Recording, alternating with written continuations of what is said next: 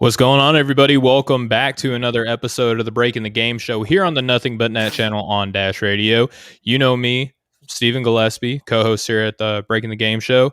And joining me, as he always does, is my partner in crime, the best co-host on planet Earth, Mr. Austin Carr. Austin, what's up, brother? Well, not too much. Thank you for that great intro, Stephen. That was nice of you to say. I don't know if it's true, but I'll take it. I'm having a good day. It's kind of been a busy day. Getting ready for a busy weekend. So excited to be able to do this with you. How about you? How's your day going? Oh man, life's good. Just for everybody who caught up with us a couple days ago, we did a Kobe Bryant / Sekou Smith memorial show that aired on, the Nothing But Net channel here on Dash Radio. And it was a good time, untangling thoughts, feelings, emotions, all that, stuff, normalizing, grieving and how it looks different, and reflecting on the incredible lives of the two gentlemen. And, we'll try to do our best as we move forward here on the show, honoring them by the way that we approach the game with that Mamba mentality and doing our due diligence and loving what we do in the same respect that Sekou Smith did. But with that being said, Austin, we have a cool show lined up. You, of course, thought of a lot of the topics today, so I'll go ahead and let you shine and turn this first topic over to you. You thought that it was important. And before I continue to gloat about you, our good friend Mo Murphy, who has been on the show, came in and said, it looks like goats that he sent us. It could be cats, but either way, I'm a cool cat or I'm a goat. I think it's a goat. Either way. I think it's a goat. Looks right like on. Well, I appreciate you, Mo. It could be a ram. Very fitting. You are a Rams fan. I do love the Rams. Thank you very much. But I appreciate you, Mo. Thanks for tuning in. As always, we love all of our listeners and viewers and supporters all the same. So thank you very much for tuning in here, Mo. But back to you, Austin, the true GOAT here on the show. You came up with a player who is ascending in the all-time leaderboard as if he needed any more recognition or accolades than he already has. We're referring to Mr. Stephen Curry of the Golden State Warriors, who passed another true legend of the game, Mr. Reggie Miller. This touches home for you, in the heart of Indiana. I think this is why you really brought it up. I didn't think about it that much until I was getting ready here for the show. But Stephen Curry passed Reggie Miller on the all-time NBA leaderboards for 3 points made for a career. What do you think of, Mr. Reggie Miller, the guy who did the choking symbol in the middle of a game, ice in his veins? What do you think about Reggie Miller getting passed by the great Stephen Curry? Well, I mean, it was bound to happen. I mean, if you look at the way Steph shoots now, just the volume, that they shoot with nowadays versus when Reggie played. I mean, I don't think he has a season in the last almost decade where he took less threes per game than Reggie Miller did in his season where he took his most. Mm-hmm. And, he's taking about 8 threes a game for his career. Reggie Miller for comparison's sake took 4.7 for his career. So it was a little bit different time. So it was bound to happen. And honestly, I'll be the first to admit, growing up, I wasn't a Reggie Miller fan, even though being from Indiana and those Pacers teams, I didn't really follow the Pacers then. But when I did find out that he had the record, I at one time before Ray Allen passed him, I thought that was pretty interesting. And to be totally honest, that I hate to say it partially because of the network we're on with everybody at Off the Ball Network, but watching that Winning Time, the documentary, the 30 for 30 about him, really, really kind of made me love Reggie Miller. So I guess if it had to be against the Knicks, it could have happened against a better opponent for everybody on the network, but it was definitely fun to watch. I liked the whole back and forth thing with Spike Lee on the sideline there. So I always thought that was a pretty fun little rivalry there. Reggie Miller was awesome. He's definitely still one of the greatest shooters of all time, but Steph is probably the greatest shooter of all time. So if he's going to be passed by anybody, being passed by guys like Ray Allen and Steph Curry is, about as good as it gets. Yeah, and I was actually listening to Sirius XM radio, a lot of the NBA channels. One of the guys, I think it was Scal and what's his name? Frank Isola. Frank Isola, thank you. They were interviewing Reggie Miller, who for now is number one all time in 3-pointers made. And he was talking about back when he and Reggie played, you couldn't only take threes. And not saying that Curry only takes threes, but the majority of his shot selection do fall under that 3-point shot, you know? So a lot of people were criticized for taking too many. So you had guys like Ray Allen. People forget Ray Allen could attack the basket and yam one on top of your head. You know, Reggie Miller was not only a 3-point shooter, but had one of the sweetest mid-range shots, you know, coming off of the baseline, you know, those high elbow cuts and rolls and things like that, you know, all those patterns that he ran in that mid-range game. That's where the majority of his shots came from, was inside the 3-point line. It just so happened that he could pull that shot off from basically anywhere, you know, in the 90s and do it with great success, Austin. The one thing that I kind of see a lot in common between Reggie Miller and Steph Curry is this idea that I'm sure you've heard this before. People talk about Steph bringing out that flamethrower and just just firing in 3 or 4 buckets all right in a row. Reggie Miller kind of had that ability too, you know, where just in the blink of an eye, those guys can kind of turn the score of a game with the way they shoot and how quick they can just, you know, rack up points on you in no time. And they both kind of did that from time to time a lot in their careers. You know, obviously Steph's still doing it, but Reggie did that for a long time. I mean, almost all the big, you know, Pacers moments in the playoffs revolve around him, you know, hitting a few shots. You know, of course you have the, what was it, like nine points in 7 seconds or whatever it was to win that game against the Knicks. It was just insane. So, you know, there's all kinds of stories like that. And we've seen Steph do it time and time again, where it's like almost excites the crowd the way a breakaway dunk used to, where, you know, he gets open on a fast break and comes up and pulls a 3 before half the team's even back down there. And like you said, that guys used to get kind of, you know, almost shamed for doing that, or, you know, you'd get in trouble in the huddle if you came down on a fast break and shot a 3 before anybody was there to rebound or before you threw it inside. So it's definitely, the overall numbers are going to be skewed to a certain extent from here on out, I feel like. But, you know, obviously these guys are still the best of the best.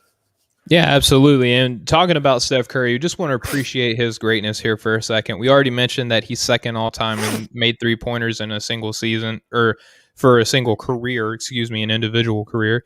He passed Reggie Miller on January 23rd against the Utah Jazz, who, despite being on the wrong side of that, you know, individual accolade, the Utah Jazz have been surging of late. I want to keep pushing the Jazz into the limelight because they appear to be real, ladies and gentlemen. Curry right now is 6th all-time in 3-point percentage for a career at 43.32%. He has 5 of the top 10 most 3-pointers in a single game performances. Literally half of the top 10 of games that have the most 3-pointers in NBA history belong to Steph Curry, including first at 402 in the 2015-16 season. Then he's tied for second for most 3-pointers in a single game with 13. Austin, who is he tied with? Do you know? Putting you on the spot here. Is it 13 in a game? Is it Daniel Marshall? No, sir. That's a good guess, though. That's a good guess. Is it Clay? Nope. Clay has the most with 14. I don't know that. It's your favorite player in the NBA, Zach LaVine. He is tied with Steph Curry with 13. LaVine. Wow.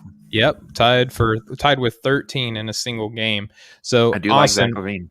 Yeah, go running down that list of individual 3-point accolades, not everything else that he's done. You know, it's rare air what we're watching right now in the NBA with him. Well, it's unreal. Just like we've been talking about, the volume at which he shoots, but also the length. Like, I'd love to see how many 35-foot threes he has compared to everybody else in the NBA. Because other than maybe Damian Lillard, you know, I think Lillard actually has him beat in like 30 plus, but still. But that's what I mean. Like, and Damian Lillard's incredible at it too. I'm sure, you know, as the distance goes out, his percentages don't really seem to go down. And just some of the stuff he even does pregame, his little pregame warm-up thing that he does is just incredible. You know, he's got 1, 2, 3, 4, 5, 6, 7, 8 seasons where he shot above 90% from the free throw line too. Mm-hmm. So that's another thing that, you know, I kind of looked at when I was looking at, you know, best shooters of all time, when we were kind of trying to come up with, you know, what we have for later on in the show.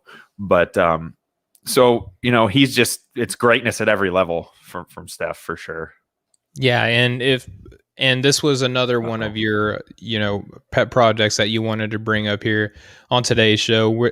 Speaking of, Steph Curry passing the great Reggie Miller, we felt that it would be appropriate to go through our Mount Rushmore of shooters. Now, everybody's familiar with the Mount Rushmore concept, especially when you're talking about the Mount Rushmore of the NBA. Do you include LeBron James, Michael Jordan, Kareem, whoever else is your fourth or fifth or whoever, you have so many arguments that could be made here. We thought that it would be appropriate in honor of Steph Curry climbing the leaderboards here to go through our Mount Rushmore of shooters. Now, Austin, you and I have different criteria. I would love to hear you explain your thought process in evaluating who made your Mount Rushmore. Yeah. So I just started kind of going down the list of the career leaders in made threes and 3-point percentage, and then just guys that, were known as incredible shooters in their time in the NBA. And that narrowed my list down to about 10 or 12 guys. And then from there, I didn't just go with, okay, these guys have the 4 best percentages or these guys have the 4 most made. I kind of went with, okay, games on the line, seasons on the line, game 7 of a playoff series, or the last game of the year to make the playoffs, however you want to put it, or game 7 of the NBA finals. Who do I want out of these guys to be the 4 guys that I would trust to make a 3 for me to win that game? And so I ultimately went with the 2 guys that we've been comparing with Stephen Curry and Reggie Miller. But then I also added Larry Bird and Klay Thompson as my other 2. It was kind of hard to leave Ray Allen off. It was hard. Very interesting omission there. I would love to hear kind of your reasoning behind that. I don't know. Just looking at the overall numbers, I mean, obviously he's he's still number 1 right now. And also, too, you considered who do you want with the game on the line? I mean, how does it come on? I mean, Reggie has hit some of the biggest shots in NBA Finals history. You mean Ray? Yeah, you're right. I'm sorry, Ray. Excuse me. Yeah, you didn't want to. I did mean what you knew.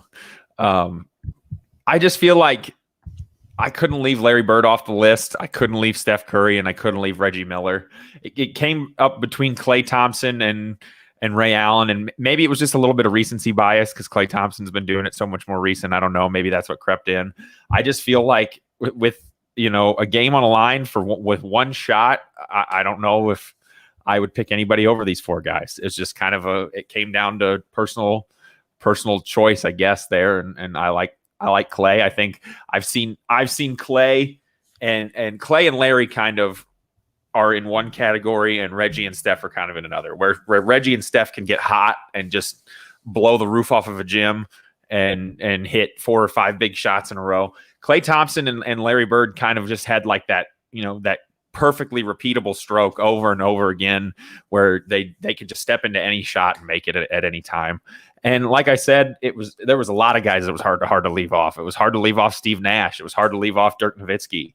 I mean, a little bit different style of shooter, maybe Dirk was, but he definitely, was one of the most unstoppable shooters. And so it just kind of came down to, my personal preference, and those were my 4. Okay, so this is your Mount Rushmore who you like better as a shooter, not who actually is the better shooter. It was what I took as my Mount Rushmore of the best shooters in my eyes. Yeah. Okay, I understand. Who I wanted to have up there. I really wanted to put Klay Thompson in. I really, really did, and I think that he'll eventually make my Mount Rushmore. Mm-hmm. But if I'm looking today at who the best shooters in NBA history are, love Larry Bird. Love Larry Bird. You talk about how it was different in Reggie Miller's time to take threes, and at the multitude that he did. Imagine how much more so Larry Bird did. Well, and I just think here's a good example of it. So Steph's played 717 career games. Larry Bird played just under 900, 897. Larry Bird's made 649 threes, and Steph has made 2,573. So it's a little bit of a difference.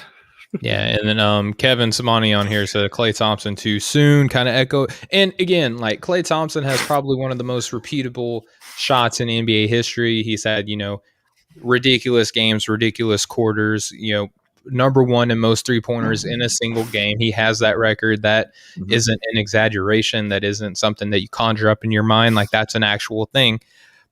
So on my Mount Rushmore, right, I have Stephen Curry, obviously, and we ran down the list of reasons why. He's second all time and made threes. He has 5 of the 10 most, 3-pointers made in a single game. He has 5 of that top 10. Um, Tied for second in a single game with 13. So that's why I had Steph. And then our buddy Michael says, guys, love your talk, but Mount Rushmore would have to be consistently for at least 10 years or more. And again, this is a matter of preference. Michael, love your opinion, thought process. I think that when I go down my list, you'll kind of agree with some of the guys that I have on here because they do have it. They do have that longevity piece on there, right? That consistency piece, Michael, you're 100% right. So I do think that Steph Curry is consistent as far as the repeatability of his shot and how great he's been. Not only the longevity but the frequency throughout that period of time, right? Just dominating that. So obviously Steph Curry is in there. Ray Allen, he's also obviously first all time in 3-pointers made. How about this, Austin? He's tied for 47th in all time 3-point percentage at 40.02. He's tied for 38th in threes in a single game and 38 in the single season and 22nd for threes in a game. And again, you kind of prorate this stuff out. If you look at how he did in his time, especially when he was drafted, going down that list, our buddy Kevin Samani came on Kyle Korver. If you hang on just a second, Kevin, I'm only on number 2 of my Mount Rushmore. You may like what you hear later. I don't know if I'm giving it away or not, Austin. But anyway, Ray Allen, again, you talk about the ability to hit big shots. I mean, the rebound and kickouts are, Ray Allen for Miami Heat. Right. He has literally helped not only his 3-point shooting, but other people's, career success. The GOAT status of a LeBron James. You can put part of that on a guy like a Ray Allen. So I have Ray Allen on there. Reggie Miller, who is third all-time in 3-pointers made, 60th all-time in 3-point percentage at 39.47. Listen to this, Austin. I just said that Ray Allen is tied for 47th at 40.02. All the way down at 60 is Reggie Miller at 39.47. So you're talking about half a percentage is separating 47 to 60. That's how great some of the shooters that we've had in NBA history, where you're talking about a half a percentage accounts for a 13 player divide in the leaderboard. Well, I remember looking at it, and I think there was like 15 or 16 guys that were all at like 40 point something too. So like between 41 and 40 were like another 20 guys. So correct. Crazy. Yeah. There's a big divide there. Reggie Miller, he is also tied for 38th for threes in a single season at 229. So he and Ray Allen, funny enough, are tied for made in a single season, which I thought was very appropriate. So he's my third. Then my fourth, Kevin, you kind of stole my thunder a little bit, but it's okay. I appreciate your viewer and listenership here on Breaking the Game on the Nothing But Net channel on Dash Radio. Kyle Korver, fourth most all-time in 3-pointers made. He's 11th in all-time 3-point percentage at 42.87% for a career. He was drafted in 2003, the same as LeBron James. He has a 42.87 career 3-point percentage. He is tied for 4th most threes in a single season, and he has the highest 3-point percentage for a single season at 53.64% 2009-2010. Let me say that in a single season, Kyle Korver recorded a 3-point percentage of 53.64% in a single season. That's crazy. That is my Mount Rushmore, Austin. And I have no arguments, for sure. It's hard to leave off any of these guys. When we're talking about the very best of the very best, there's really honestly about 10 or 12 guys you could make an argument for. You're strong. I wanted to put Peja Stojakovic on right. Here. Not only because of his ability to make them, but just how funky looking his slingshot. Well, if you want to talk about a funky shot, I was going to mention that earlier. Reggie Miller didn't have the prettiest shot. Reggie Miller kicked those feet out. His arms crossed over each other when he released the ball. It was weird, but it was pretty when he was making them. But Kyle Korver's another one that would, kind of fit the bill of one of those guys that can just, hit a shot over and over and over and over again all day long. Another guy, maybe not as big of a name, is Oh man, his comment made me lose my train of thought. I His did have name. Larry Bird in there, Stuart. Yeah, Stuart, if you're just now tuning in, for anybody just now tuning in, Austin just gave a Jason quick Capono. It was Jason Jason Capono. Capono. Yes, he He's another one played, that was really, really good. but you He also consider that he was limited in his role. I wanted to bring up a true. Capono too, but he was more of a specialty player. A lot of the guys that we're bringing up were starters, all stars, all NBA. But also, for anybody who's just now tuning in, can you give a quick rundown of who made your Mount Rushmore? Yeah, it was Larry Bird, Reggie Miller, Steph Curry, and who was my fourth one? Stephen Klay Thompson. There you go. Klay Thompson. And you left off Ray Allen, but I picked him up. Ray Allen's on my team. I have Ray Allen, Steph Curry, Reggie Miller, and Kyle Korver. And like you said, there's so many guys. I love Steve Nash. He's a guy that I tried everything that I could to model my game after. And our buddy Michael just wrote in too. We're getting a lot of feedback here on the show. This was a lot of fun. Yeah, Michael said, great list. Tough to call. You forgot Del Curry, Steph's dad. You could bring up him. You could bring up Steve Curry. You could bring up Steph's brother. Yep. Seth Curry. I think he's got the second best 3-point percentage wise. Yeah, talk about some shooters in the same family. Good How about Tim Legler? He's third best career 3-point percentage. I mean, there's so many guys that we could have on this list that you narrow it down to 4. It's kind of like the All-Star game. It's someone's getting quote unquote snubbed, right. And this is just like you said earlier, it's a matter of preference. You rock the boat a little bit harder than I did. To my credit, I picked the top 4 most threes made in NBA history. Kind of hard to argue with that, but I do appreciate you kind of projecting out Klay Thompson, because so far or so long as he can return from injury, if he can come back and play well, he's bound to be up there a lot too. And then our buddy Kevin wrote in, choose between James Harden and Vince Carter. I think the answer would be James Harden. Austin, I would take James Harden. I would take James Harden too, but they're both up there for sure. I think Vince Carter's near the top, but he's probably partially because he played forever. And I think came in late too. He didn't come in as like a great 3-point shooter. I was just going to say Jason Kidd's kind of the same way. I think Jason Kidd was like 3rd or 4th when he retired. And it was just partially he wasn't a good shooter when he came to the NBA either. Partially just, being around a long time. And another part of it is being able to, adjust as your career goes on, which is, not always easy, as we're seeing from some guys this year. Yeah, I mean, and look at LeBron James. He's kind of developed into, an athletic freak of nature to now he's, shooting over 40% from the 3-point line. So just when you think you can develop a scheme to kind of neutralize one of the greatest of all time, he zigs when everyone else is trying to zag to him, and he's dropping threes over the top of people's heads. Yeah, that is true. He had 7 the other night, and he had 6 not long before that. They might have been in back-to-back games. I'm not sure, but there might have been one in between. But he's been shooting lights out recently as well too. Yeah, absolutely. Well, that wraps up our Mount Rushmore segment. That was kind of hard to say really fast. Sometimes my mouth works faster than my brain, but that's okay. It's okay. I feel like I'm speaking to some people who have that kind of same problem. But Austin, again, you're so smart. I just want to take a second just to say how smart you are. You decided notices. Yeah, I'm trying to help you out. But anyways, you're so smart. You came up with the idea of, hey, we should talk about, Steph Curry climbing the 3-point leaderboard. And then from there you said, okay, well, let's get into our Mount Rushmore of shooters. That'll be a fun segment. And a lot of people, positive feedback. So you're being definitely. You're being proven to be, even more intelligent than I thought. And I thought that you were, super smart. And now another brainchild of yours that's becoming a regular staple here on the show, we're getting into our new segment, Pass or Shoot. Now, Austin, since this is your project, this is your, you're the brainchild of this operation here.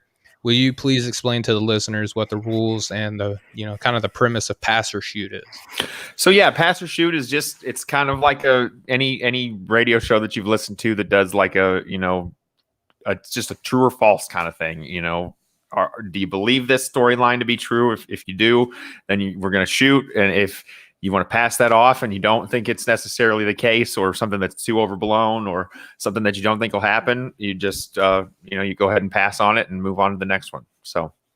All right, yeah, and just real quick, Michael, he's been a Mm-hmm. very active, he's been very involved in our show. He says, I'm Mm-hmm. sharing this.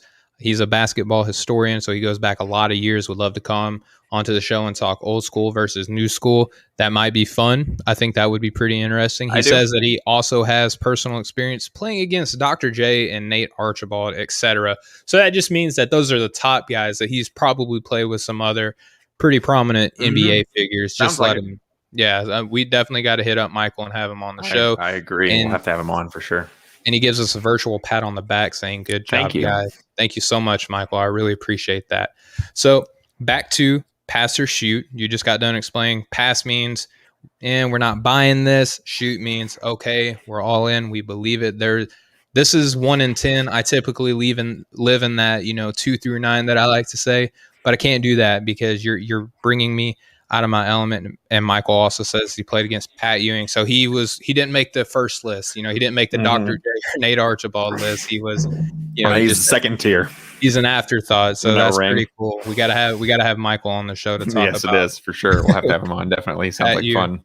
Yeah, absolutely. So pass or shoot, do we buy it? Do we not? You're getting me out of my element. I have to go one way or the other. I can't examine both. I can't talk my way through both. We're kind of going through morning sports, type vibes here, but just kind of bear with me. I'll try to play along the best I can. So Austin, I want to get you going first, man, since you're on such a roll today.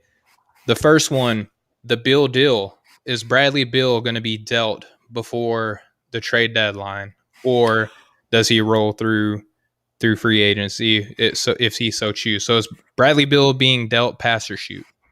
I'm gonna do my best Bradley Beal impersonation, and I'm shooting that all day. I think he gets moved, and I think it's soon, or at least by the trade deadline for sure. I think he's gonna get moved. Another 40-point performance just last night, and if you're listening to this on Dash Radio, it'll be 2 nights ago, but they're 0-10 in their last 10 games when Bradley Beal scores 40 or more. And I don't know of a streak like that anywhere else in the league, even close. It's got to be pretty disheartening. And, it's gotten to the point now where it seems like he's going to play his butt off for the first 3 quarters and give you 35 shots in those 3 quarters and then kind of coast through the 4th quarter. And he's starting to get a little demonstrative on the bench at the end of games. He's complaining a lot in the media. And I think he's come out and said he doesn't want to be traded. He wants to try to make it work there. And I think he's trying to be a little bit more professional than maybe, his counterpart in Houston was earlier this year. But I do ultimately think that he does get moved. And I think he deserves a chance to play for a winner because the kind of numbers he's putting up are just ridiculous. Okay, so you said a couple things that I want to kind of pick your brain on real quick. So you said his counterpart in Houston. Are you talking about how John Wall did, or are you referring to how James Harden? James Harden. Okay. How When you said counterpart, acted. I was like, oh, I thought you were talking about John Wall. Well, I was like, I just meant another disgruntled star that his maybe, peer. Gotcha. His peer. Maybe that didn't, go about it the right way. Okay, fair enough. Now you brought up also that 0-10, for the games that he scored 40 or more. There are some people that look at that and say, well, Austin, if he's 0-10 scoring 40 points or more, why doesn't he give the ball up? What's kind of the logic or the fallacy in that statement? I can't remember if it was, I think it was your friend from the Cleaning the Glass podcast that we had on that said it so eloquently. Just go look at the Washington Wizards roster. And, there's 4 or 5 guys on that roster that I've never even seen before. When he had us go do that, I actually went and looked it up when we were on the show with him, and it made me laugh. There was several names on that roster that I didn't even know were NBA players. And I honestly, it's one of the few situations where I kind of feel like, who's he supposed to give the ball to? Mm-hmm. I mean, somebody's got to score for that team. And they have several guys on that team that aren't NBA level players, I don't think. And so, I don't really fault him much for a lot of the losses. I think he's putting up historic numbers in a lot of these losses, and just he could give a little bit more effort on defense. I'd like to see that, but it's you hard mean like to give. the 4 steals that he had the other night? Is that what you're referring to? Yeah, just like that. There you go. Okay. Still lost. Right. It's just, one guy can only do so much in the NBA. He's not LeBron James. Correct. Yeah. So That's fair. And the buddy that you were referring to is Zach Ramey, who we had on the show, and Yep. he is of the Off the Glass Off podcast. the I just wanted glass. to make sure that I read that verbatim. I know Zach. I'm glad you were there to clean up after me. To clean up your there. All right. Anyway, so you're shooting on Bradley Beal being dealt. Okay. So do you want to ask me, or do you want me to dive into it? Do I have to ask Yes, I myself? will ask you. Okay. Do you shoot or pass? Bradley Beal gets traded by the deadline. I too am also going to shoot, and I'm sorry that I can't argue with you, but it seems like this has ran its course, even though it's a short sample size with Russell Westbrook, and there's been injuries, and they've missed a lot of time with COVID protocols and contact tracing and things of the sort. It's he even said in a press conference when he was asked, kind of like, what's your attitude like? And, are you frustrated? And he said, is the sky blue? Kind of a rhetorical answer, answering a question with a question, not being direct. But he said, as far as, his demonstrative actions on the bench or, on the court, whenever, following a loss, he says, I got to get better at that. I just hate losing. I don't know. I feel like that we've kind of got too kind of PC in how we expect players to respond to certain things. I think that there is a level of him that just is mad, that just is frustrated.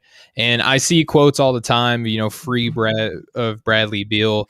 And it's funny to me because you do feel for him, but he did sign the contract. He, a lot of NBA players do this. You grab the bag first, and then if you're not happy, you kind of do whatever you need to do to get moving, right? So he's due to make a lot of money. I'm sure that he would make a lot of money no matter where he went. And there do seem to be several markets that could pull off a trade to get a Bradley Beal that would be sufficient enough to where DC would let that trade happen. There's teams like Miami and Atlanta that would like him. Now, Austin, do you think that he would get traded within the same division of the same conference? Do you think that the Wizards want to see him more times than they have to in the course of a regular season or even in the playoffs? I mean, most of the time you would say no, but I think the Wizards are so far from being competitive that they're going to take the best deal they can get wherever it comes from. I don't think they're super worried about Bradley Beal being the reason they don't make it to the Eastern Conference Finals in a couple of years. So yeah. I would like to see him get moved to a contender for sure. One of the top 4 or 5 teams would be awesome. Just to kind of balance out power even more and I like these arms race kind of deals. Yeah, for sure. And then our buddy Michael, who's been super active in the comments section, says Bradley Beal to the Clippers. The Clippers owner will have no problem going over the tax. The window is closing, and they're about to have to get past the Lakers. Think about it. I have thought about it. I just don't know who they give up, and if they don't have a lot to like. They could give up Marcus Morris and maybe Patrick Beverly. Maybe Lou Williams too. So you're talking about who's having a bad year so far. Who is having a bad year? Had a bad bubble too, actually. Mm-hmm. And I'm surprised that they went into the season with him. And we've talked about that before. But you're talking about giving make sense if they could get him. Yeah, but then what? It'd be hard to do. It'd be hard. Then who do you have coming off the bench on that team? Yeah, that's what I mean. They'd have to. That's what I mean. If it would make sense for him to go there in terms of the big 3 that they would have, but just what are they giving Washington that they want? And by the way, the Clippers are playing phenomenally already the way that they currently are. And back to Bradley Beal on the Wizards, they are not. They're 3-11 so far on the season. They're in last place. And so there are a couple other teams too. One team that I think people forget about when they're evaluating trades and stuff, Austin, I kind of post this on Twitter and other social media as well. What do you think about Memphis getting involved for Bradley Beal? And here's kind of my package that I might start with. I would give up Brandon Clark. I would give up Desmond Bane, the rookie. I would give up Jonas Valanciunas, Dylan Brooks, 3 picks and a pick swap. I mean, it would be interesting. If that's the best deal they can get, then why not? But John Morant and Bradley Beal would be fun, wouldn't it? Yeah, and Jaren Jackson Jr. I was met with some resistance saying that trade would have to include Jaren Jackson Jr. So if that's the case, I would swap Clark. Like you can't take Clark and Jaren Jackson Right. Jr. You can pick one. So I would keep Brandon Clark, which still that would be a pretty fun big three. I would swap out Bane for Grayson Allen, so you don't get my number 1 pick from this year. But I would still give you Valanciunas, and I would still give you Brooks. I mean, they're getting a few NBA talent, a few NBA level guys that they can stick into that lineup right now and be a little bit more competitive than they are. Plus, you get at least one good young promising player. Yeah. I'd like it from both sides. I think it's kind of a win for sure for Memphis, and it's a pretty good deal for. It's hard to ever say it's a win when you're giving up a star player that's 27 years old, but I mean, it wouldn't be bad. I like the sound of that for sure. And then, of course, they're in the New York Knicks. Everyone was coming into the season saying that, they were happy that they finally got a front office that are going to develop a team and they're going to build over time. And now that they're a little bit clamoring. Of success, even now that they're got a little bit of success, these New York Knicks fans that we have come to know and love, Austin, through Off the Ball Network, now they're saying, we got to get, just give we need somebody. We got to make the playoffs right now. We got to go. This is our time. Let's do it. Anybody but Randall, let's go.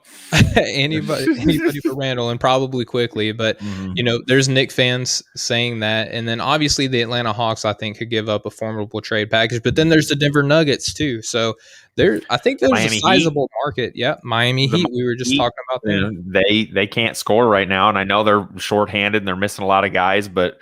The two guys that they seem to be really worried about losing Tyler Hero and Duncan Robinson aren't really having the years that they've had the last couple, last year, and aren't really being that impressive, and they're struggling mightily right now, and it kind of is, I know it's early and they've been hurt, but it's kind of starting to feel like one of those moments where Pat Riley makes a big move or feels like he needs to try at least, so maybe they do something. Yeah, but again, this comes down to, do the Wizards want to see Bradley Beal against them 4 times in a row? But again, on NBA, on Sirius XM NBA radio that we both listen to it a lot. I was listening to Amin El-Hassan saying that sometimes the NBA isn't always about doing what's best for the business. Especially when you're 3-11, like where else can you go if you're the Wizards, right? There's also the mindset that you want to make your organization attractive to other people, right? And one of the best ways to do that is to take care of superstar players. This trading him to where he wants to go, and maybe he's already asked too, because he's being demonstrative. They're not doing anything; they're being quiet. Maybe there's already something being kind of worked behind the scenes, and this could be one of the lone times that an NBA player acts like a true professional and just goes out and plays and is awaiting whatever deal comes his way, right? So, right. What do you think of the idea that the Wizards kind of owe this to Bradley Beal to move him out instead of keeping him around in a place that isn't going anywhere with him? I think if he asks for a trade, I don't see why they wouldn't want to facilitate that for him. If he says, "Hey, I don't want to be here. This isn't going to work." I think they know that, as good as Bradley Beal's numbers are, is he a number 1 guy? I guess not, because he's put up incredible numbers for a couple of years now, and it hasn't meant anything. Well, who's his number 2 and 3, like you said earlier? True, but do they have a clear path to find that for him in the next 6 months to a year? I don't think so. So they why just not had a top 10 draft pick, Denny Avdia, and they traded for a former MVP who averaged a triple-double 3 years in a row, and that didn't work. So he's hurt. Yep. And having one of his worst years of his whole career. And so I don't know. I think they've tried a lot of stuff around him. They tried him and John Wall. They tried just being him. They tried getting some guys in there. It's not like they just stood pat, Yeah. No, he was past his prime, but still, he was that when they made that move, they were more at a point where they were like middle of the pack in the Eastern Conference playoff race every year. And we're trying to, find that last piece to get them to the finals. So, that made sense then for sure. Traded away Otto Porter Jr. I think they've done an awful lot to try to build around him, and whether it's owe it to him or not, if you want to word it that way, sure. But I think if he asks for a trade, it's a perfect opportunity to get a lot in return for him right now, and to try to reset and go a different direction. Yeah, because he's in shape. You know that he's playing games as soon as, for whatever reason, after contract tracing and stuff like that are over, he's in games. He's playing, not only all-star level basketball, we're going to talk about this next week when we start doing our all-star conversations. Bradley Beal, for anybody who is of doubt like they were last season, Bradley Beal is an all-star this year, ladies and gentlemen. Yes, he is. Miss me with the team record stuff. This is an individual accolade for individual performances. We're not voting for an MVP. He is an all-star this year. He's probably an all NBA player this year, if things kind of keep looking the way that they're looking. So this is an individual accolade by a huge amount margin right now. Yeah. Don't punish him for the lack of team, the lack of vision, the lack of discipline, and everything else going on. He is an all-star. I don't know about you, Steven, but I voted for the first time today. I put in my vote today for the all-star starters. So I did too. Do it once a day. Well, they do have certain days where you can do it twice a day, and you can vote on NBA.com, and then there's also a way that where you can tweet with the hashtag with the player's name, and then hashtag all NBA vote. So you can do all of that. And at the end of the show, I'm going to, disclose a project that's up on offtheballnetwork.com where you can get all of your sports needs. But want to finish out pass or shoot now. So we both are shooting on Bradley Beal getting the heck up out of the DMV right now. I sure hope so. I hate it. Again, he signed a contract. This is what he signed up for, and he is carrying himself like a professional. So there is that aspect too, to where you do sympathize for the fact that he's doing what he's supposed to be doing. He just he doesn't like losing. So and you can't. And who would? We criticize, and here, if you're gonna get upset with the fact that he's mad at losing, then you got to stop with this whole, everybody, like, it's not just about acting some sort of way. You can't get mad at the guys for saying, oh, they don't want to win. But then when you got a guy who wants to win and, is, visually upset that he's losing, you can't talk out of both sides of your mouth on this. I'm sorry. I agree completely. We'll continue. Now, the battle of the MVP candidates, we had LeBron James's Austin Carr's Los Angeles Lakers going up against somebody else's Philadelphia 76ers. I don't know who. You actually like them a lot. I like them too. We had them number one in the Eastern Conference on our Big Three conference ranking. So we had the battle of the number ones, the Colossus matchup between the best in the NBA, actually, as far as record goes, in the Lakers, but obviously in the Western Conference as well. And then the best of the East with the Philadelphia 76ers. You have, Embiid VP on the Sixers, and then you have LeBron James, who arguably is the greatest of all time. Austin, it was a heck of a game. It came down to literally the last shot. Game winner. It came down to the last shot. It was a fantastic matchup. I'm sorry that your Lakers lost that game. It was their first road loss on the season. So even though they lost, that's still a heck of a feat that they are 10-1 on the road this year. But Philadelphia 76ers won this game off of a Seth Curry, Tobias Harris pick and roll. Who would have called that? Where, Tobias Harris got the matchup against Caruso, rose up above him, hit the game-winning shot. Anthony Davis had a chance to heave it at half court and, of course, missed. But throughout the course of this game, Austin, we don't have to go deep into this. But throughout the course of this game, Joel Embiid was cooking. He was going up against your boy, LeBron James.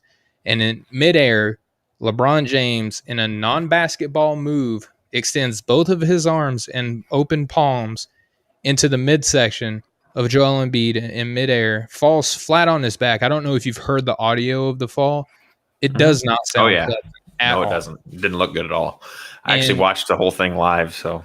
Yeah, I watched it as well, and it was on ESPN, I believe. So we watched it, we heard it, and it took forever to figure out whether or not they were going to assess LeBron James with a flagrant foul.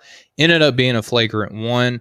Austin, what do you think of this? I think this is the first time since like 2015 that LeBron James has been assessed for a flagrant foul. Yeah, it was 2014. I think it was definitely a flagrant for sure. It was not a basketball move in any kind. Some people I saw were trying to say that, he saw Embiid coming at him and kind of braced himself. No, he put his hands right into his stomach and shoved him. Is it a flagrant 2 enough to be ejected from a game? Maybe. I don't know. I don't think so. You have to pass or shoot. Is it a flagrant 2? Pass or shoot. Oh, pass or shoot. Is it a flagrant 2? No, I'll shoot. I'll pass. I'll go ahead and pass that. Then I'm passing that. I don't think it's a flagrant 2. I thought it was flagrant 1. Geez, I'm messing up my own segment, man. Here we go. Come on, man. No, passing on you right now. I know, and I'm a huge Lakers homer, and I'll probably get killed for this, and I'm sure you want to kill me for this because it's LeBron, but I never want to kill you, bro. If it was the other way around, I would probably feel the same way. And I told you this, and maybe I'm just blind and didn't see it as well as I thought I did. But the first time I watched it, I yelled at the TV at Marc Gasol, called it a dirty play on his end. I kind of felt like he put as much force into that forearm he gave him beat in the back as LeBron did pushing him. Maybe LeBron pushed him into him, and that's why it looked so bad. But one way or the other, it was a dirty play. It was not something that you see normally in a basketball game. Was it excessive to make it a flagrant 2? I don't think so. I don't think it warranted getting kicked out of a game. And I found it funny this morning to see how many of the same, 80s and 90s players that complain about how soft the league is back in my day, were the ones saying that LeBron should have got kicked out for that. So it's like you said, you can't talk out of both sides of your mouth. So no, I'm passing that it was a flagrant 2. All right, I'm shooting. I think it is a flagrant 2, and here's why. We see this in society where certain laws are enforced in different manners depending on age, gender, race, etc. I'm not trying to get into a big philosophical movement here. I just think that it correlates well with what we're seeing now. Per the NBA rule book, it has to be a non-basketball play and it has to be deemed excessive. That's not a definitive word. Excessive is a matter of perception, nothing definitive. So leave it into the eye of the beholder. And here's kind of what I think played into this, Austin. It was a nationally televised game. It was on TV. It's a battle of the best teams in the Eastern Western Conference, battle of the top 2 for MVP votes as far as I'm concerned right now. Kicking out LeBron James is like almost it would be like the equivalent of a flagrant against a referee would be a brave ref to do that, wouldn't it? Yes, it would. And even though and here's the thing, LeBron James knew that he messed up, but because this is what he does and other players do this too, I'm not going to make this out to be a LeBron James thing. I'm not a hater. It's just a criticism that I have. I'm allowed to have a criticism about a player. He will argue the call no matter what. Here's what if I'm a referee, here's what I would deem excessive. Is that enough to start a fight? Do you think that would be enough to start a fight? Maybe. I think could have been with the right team, yeah. Yeah. All right. Now here's the other thing. What if this had been one of the Morris brothers doing this to a player? How do you think that they would have been assessed? That's a good point. It probably would have been looked at differently. Yeah, but is that a personality? And this is my thing. It's a personality. It's deemed excessive. Now, I think it was a personality thing. I think it's kind of the benefit of driving to the basket and flailing. Not only superstars get that call, really. You're not going to see Grayson Allen attack the basket and flail and get that call every time. It's just not going to happen. But like if Steph Curry drives to the basket and flail, more often than not, a foul is going to be called, right? So since it was LeBron James, and again, just because he hasn't done a flagrant since 2014, the fact that he did one in 2014 shows that he's capable. You know what I mean? So like he has that in him to make that decision, albeit it's few and far between. And I think that too. And Joel Embiid, even after the game, said, if it were me, it would have been called the other way. And I wholeheartedly agree. I think it's a flagrant too, not only for the fact that through what happened throughout the course of the action, but also the fact if you watch, he stares him down. Like he didn't even I was going to say that's the part that looks bad is when he looked back and kind of glared at him on the floor and didn't even offer to help him up or anything. And you see LeBron help guys up all the time, when he's not really trying to do something. So maybe you have a good point there. I think I do have a good point. As smart as you are and as great as you've been tonight, I think that you're wrong on this one. That's okay. Everybody's wrong every once in a while. So. I'm willing to concede once in a while when it seems fair. So there we have it. LeBron James, you have been retroactively assessed a flagrant 2 by the break in the game. So I'm sorry. You You will be penalized to the maximum extent of our authority. So There you go. We'll see. You heard it here first, or 5th or 20th. I don't know, but you heard it here at some point. I'm sure it's been brought up somewhere else. But Austin, man, great show today. Yeah, you awesome too. Ideas. I really appreciate the creativity that you bring to the table. Before we get out of here tonight, man, just want to give you the opportunity to plug yourself. We got a couple minutes, so we'll get through this. Well, this was a lot of fun episode for sure. I don't want to take more credit than I'm due. They are a couple of things that I came up with, and Steven, you're normally the guy to do all the hard work and come up with what we're going to talk about. So I appreciate all the effort and hard work you put in the show. So it's nice to get my thoughts out there once in a while. Not that I don't every episode. I definitely say more than my fair share most times we're on the air together. But this was fun, and I'm actually, because of this episode and the way things kind of fell, I'm really excited for what we have coming up next. So, yeah, absolutely. We're going to have our all-star discussion starting through our next episode. But we just want to thank you guys so much for tuning into the Breaking the Game show here on the Nothing But Net channel on Dash Radio. Yes. Just a couple quick little things on my end. I did unveil my Eastern and Western Conference All-Stars, and this is based on the voting format in the NBA. Originally in the West, I wanted to have Lillard, Steph Curry, and Luka Doncic all in my starting lineup. And unfortunately, for some reason, the NBA said Luka Doncic cannot be graded as a forward, so he did not make my starting lineup. If you're mad, you should see it. The rest of the stuff that I have on that lineup, I didn't do it to be polarizing. I put in a lot of time, effort, and energy into that. My Eastern Conference All-Stars, I think the Eastern Conference is pretty unanimous from all the other votes that I've seen. But all of those are available on offtheballnetwork.com, where you can get all of your sports needs. But for my awesome co-host, Austin Carr, for myself, for the Breaking the Game show, for offtheballnetwork.com, for the Nothing But Net channel here on Dash Radio, we have been the Breaking the Game show. Thank you guys so much for all of your support. Thank you for everyone who watched the live show. Thank you for everyone who's listening on the radio. And thank you, Steven, for doing all this hard work and doing such a great job. And thank you for thanking me. But all right, we're going to get out of here, guys. Thank you guys so much. We'll catch up with you guys next time. Much love, everybody. Have a good one.